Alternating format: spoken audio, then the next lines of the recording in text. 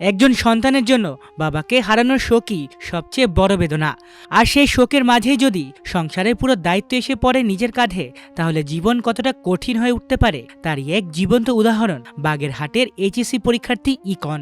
বাবার দাফন শেষ করে রাতে ছুটতে হয়েছিল কর্মস্থলে, কারণ কাজ না করলে চলবে না সংসার। আর পরদিন সকালেই বসতে হয়েছিল এইচএসসি পরীক্ষার হলে। সেই হৃদয়স্পর্শী গল্প ছড়িয়ে পড়ে দেশ জুড়ে। আর এবার সে ইকনের পাশে দাঁড়ালেন শিক্ষামন্ত্রী ডক্টর এহসানুল হক মিলন।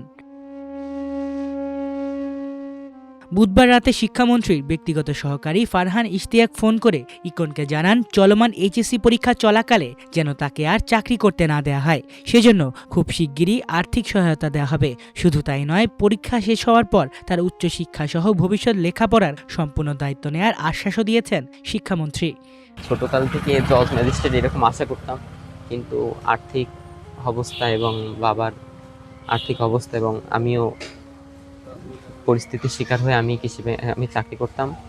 আমি আর্থিকভাবে যেহেতু অসচ্ছল, বাবা আর্থিকভাবে অসচ্ছল, তাই আমি কৃষি ব্যাংকে চাকরি করতাম। আমি মোবাইলের পিডিএফ থেকে বই ডাউনলোড করে পড়ছিলাম, এবং পরীক্ষার আগে যেহেতু মোবাইল থেকে এত কিছু পড়া যায় না, এই কারণে আমার এক ফ্রেন্ডের কাছ থেকে কিছুদিনের জন্য বই ধার করে এনে পড়েছিলাম। পরীক্ষা চলছে, আমি আগের দিন আমার ফ্রেন্ডের কাছ থেকে বই ধার করে এনে পড়েছিলাম, তাকে ফিরিয়েও দিয়েছি। এর অফিস থেকে অনেক কর্মকর্তারা এসেছিল, তারা আমাকে সহযোগিতা তারা বলছিল কোনো সমস্যা পড়লে আমাদের অবশ্যই জানাবে। বাবা মারা গেল, তিনি আমাদের আর্থিক সচ্ছলতা এবং একান্ত বাবা যেহেতু ভালোবাসারও স্থান, আমাদের এখানে জানাজার হয়েছে এবং গ্রামের বাড়ি গোপালগঞ্জে গিয়ে তাকে কবর দিয়ে চলে এসেছি।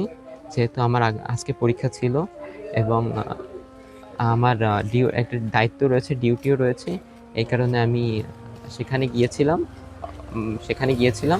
সেখানে দায়িত্ব পালন করেছি। ইকন দারিয়া বাগেরহাট খানজাহান আলী ডিগ্রি কলেজের মানবিক বিভাগের শিক্ষার্থী।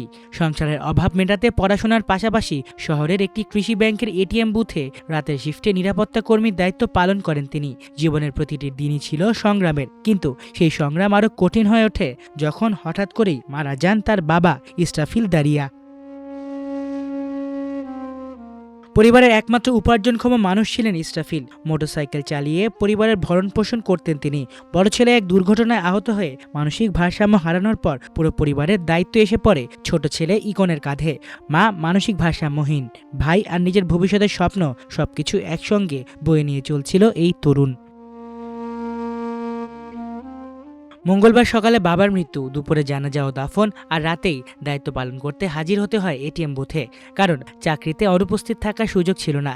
এরপর পরদিন সকালে কোনো অভিযোগ না করেই পরীক্ষার হলে বসেন ইকন। তার এই অসাধারণ দায়িত্ববোধ ও সংগ্রামের গল্প বিভিন্ন গণমাধ্যমে প্রকাশিত হওয়ার পর সামাজিক যোগাযোগ মাধ্যমে ব্যাপক আলোড়ন সৃষ্টি হয়। আমাদের নিজস্ব কোনো জমি নেই।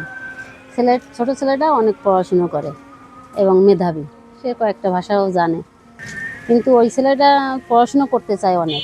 এখন ওর বাবা তো মোটরসাইকেল চালাতো, সংসার ওইভাবে চলতো। এখন তো ওর বাবা নেই, ঘর ভাড়া 2,500-3,000 টাকার মতন। ওর মাও কোনো কর্মঠ না। এখন এদের সংসার কিভাবে চলবে? আমরা পাড়া প্রতিবেশীরা তো দেখা ছাড়া আর কোনো কিছু করার নেই আমাদের। আমি হচ্ছে ইকনের ছোট মামা। প্রতিদিনের মতোই ফজরের নামাজ পড়ে বাসায় আমি যাই। বাসায় যাওয়ার পরে ইকন দৌড়ে যায়, ছোট ছেলেটা। যাওয়ার পরে বলে যে মা আব্বা নিঃশ্বাস নিতে পারতেছে না, মনে হয় মারা গেছে। পরে বাসা থেকে বের করে যখন হাসপাতালের পথে নিয়ে যাই, তখন আমার 2 হাতে মারা গেছে সে। এখন মানুষটা অত্যন্ত ভালো ছিল। কারোর সঙ্গে উচ্চস্বরে কথা বলে নাই, কোনো গ্যাঞ্জাম নাই, ঝগড়া নাই, ঝাঁটি নাই। কিন্তু কথা হইলে এখন যে পরিবার একটা মোটরসাইকেল চালায় এদের জীবন জীবিকা চালাইতো, এই সুবাদে হচ্ছে ছেলে দেখতো যে আব্বার ইনকাম বাধা কম, সেই জন্য আর কি ছেলেরা এটিএম বুথে চাকরি নেয়। কিন্তু বাবাও তো নাই, এখন আমারও তো ইনকাম বাধা কম, অনেক আগে থেকে আমি দেখে আসতেছি এদের, কিন্তু আমারও তো আর্থিক অবস্থা খারাপ। এখন ওদেরকে যদি সরকার কোনো সহযোগিতা করে, সরকার যদি কোনো দৃষ্টি আকর্ষণ করে, সমাজে অনেক গণ্যমান্য ব্যক্তি আছে, তারা যদি ওর দিকে একটু নেক নজরে দেখে, ছেলেটার জিন্দিগি পরিষ্কার, ও অনেক মেধাবী। যদি এরকম মেধাবী ছাত্রদের যদি সরকার একটু খেয়াল করে, সুনজর দেয়, তবে ও ভালো দিক যাইতে পারবে। সরকারের কাছে আমার এটুকু আবেদন, যেন ওর দিকে নেক নজরে তাকায়। এদের সংসার ভালোভাবে চলতো না।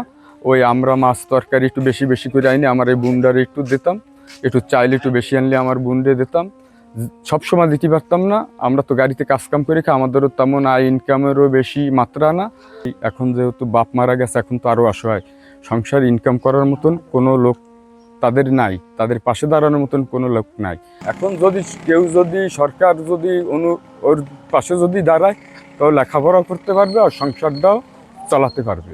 ইকনের সঙ্গে ফোনে কথা বলে শিক্ষামন্ত্রীর ব্যক্তিগত সহকারী জানতে চান সে ভবিষ্যতেও পড়াশোনা চালিয়ে যেতে চায় কিনা। উত্তরে ইকনের একটাই কথা, আমি পড়াশোনা চালিয়ে যেতে চাই। এই একটি বাক্যই হয়তো স্পর্শ করেছে অনেকের হৃদয়। আর সেই স্বপ্ন যেন মাঝপথে থেমে না যায়, সেজন্যই তার পাশে দাঁড়ানোর সিদ্ধান্ত নিয়েছেন শিক্ষামন্ত্রী। মাল্টিমিডিয়া ডেস্ক, আমার দেশ।